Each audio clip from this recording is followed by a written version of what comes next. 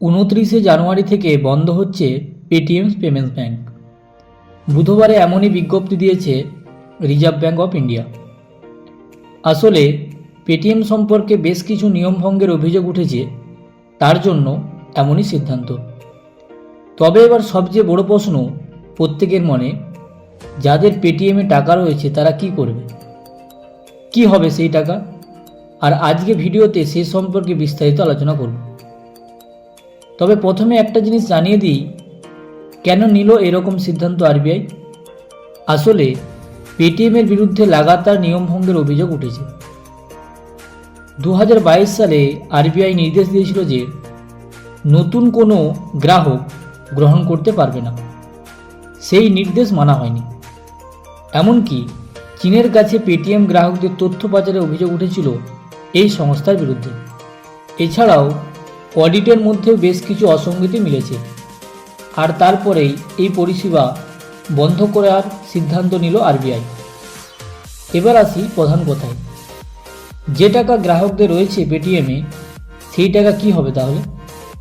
RBI জানিয়েছে, Paytm অ্যাকাউন্টে টাকা জমা থাকলে তা ব্যবহার করতে পারবেন গ্রাহকরা।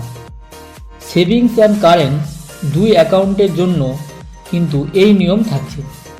অর্থাৎ 29 ফেব্রুয়ারির পর থেকেও গ্রাহকরা ওই পেটিএম অ্যাকাউন্ট থেকে ইউপিআইয়ের মাধ্যমে ট্রানজ্যাকশন করতে পারবে। অনলাইন মাধ্যমেরও কোনো প্রবলেম হবে না। কিন্তু কিছু কিছু ক্ষেত্রে সমস্যায় পড়বেন গ্রাহকরা। যেমন পেটিএম থেকে ফাস্ট্যাগ রিচার্জ করতে পারবেন না। এমনিতেই কেওয়াইসি আপডেটের শেষ তারিখ ছিল 31 জানুয়ারি। যারা কেওয়াইসি আপডেট করেননি তারা পেটিএম ফাস্ট্যাগ ব্যবহার করতে পারবেন না। অর্থাৎ এক্ষেত্রে নতুন ফাস্ট্যাগ নেওয়ার পরামর্শ দেওয়া হয়েছে আরবিআই থেকে।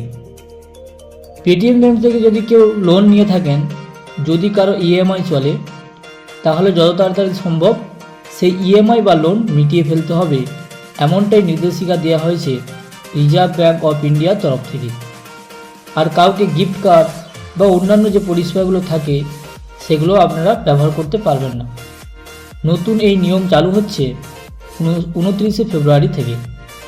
ডেটটা কিন্তু মনে রাখবেন।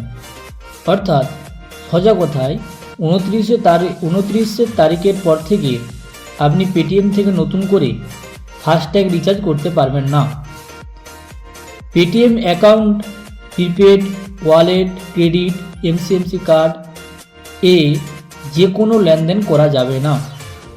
তবে যাদের অ্যাকাউন্টে টাকা থাকছে সেই টাকা তারা ব্যবহার করতে পারবে, যতক্ষণ না পর্যন্ত সেই টাকা উইথড্র করা হচ্ছে।